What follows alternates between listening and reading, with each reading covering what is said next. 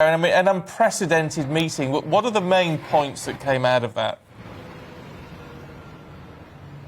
Well, really interesting, isn't it, Stephen, in many regards, that, as you say, EU leaders had an extraordinary summit last night on top of two extraordinary meetings as well, in addition yesterday with both the G7 and NATO meeting.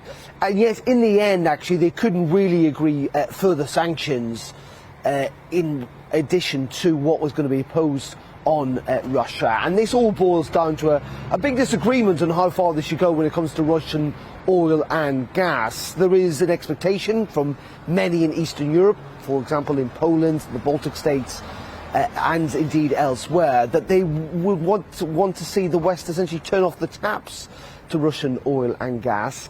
And yet, in the end, countries like Germany and elsewhere are not prepared to go quite that far yet. Their argument is that if they were to turn off the taps, that would have massive consequences for their economies.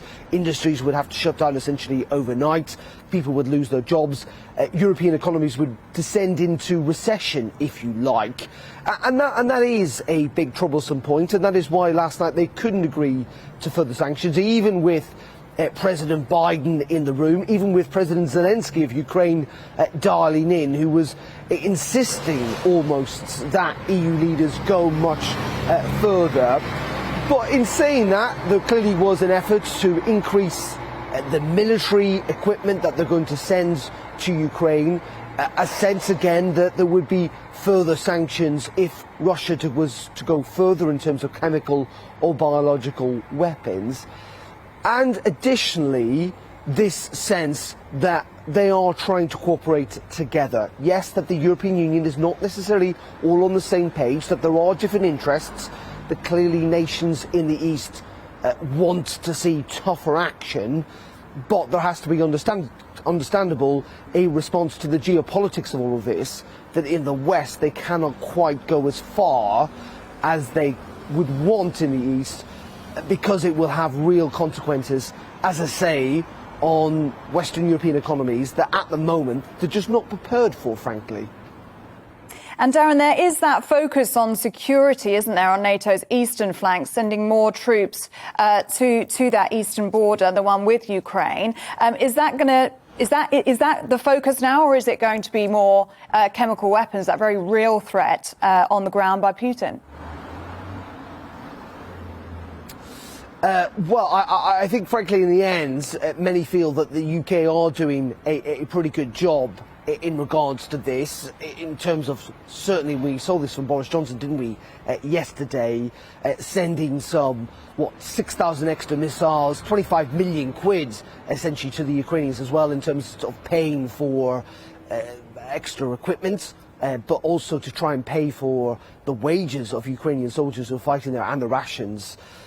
But we know that there is this big divide with the West, that the United States and the UK do want to see many countries, not unlike Germany and France, to go further with their assistance, because there is a recognition that the Ukrainians are doing a lot better than anyone in the West had a thought that they may well have done in terms of the military prowess in which they're showing, fighting back against the Russians. But these are all really difficult issues. These are things that cannot just be decided at EU summits here in Brussels and indeed elsewhere. They take planning, and that's why I come back to this energy issue of trying to essentially say that for a country like Germany that relies on 40, 50, 60% of its energy supply from Russian gas, trying to turn that overnight is simply not going to work. They need to find increased energy supplies from elsewhere. The United States have said that they will try and make up some of that shortfall, but that is not going, as I say, to work overnight. They can up their gas supply in the months to come, but it is going to take time. But at the same time, you're right in noting that President Zelensky is clearly begging almost for aid right now, for extra sanctions, for extra military equipment. He wants to see a no-fly zone. He wants to see tanks on the ground. NATO not prepared to go that far as well, not least of all because they fear it may well intensify the conflict. They do not, at this stage, And it probably is true to say at any stage want to get involved in a direct conflict with Russia.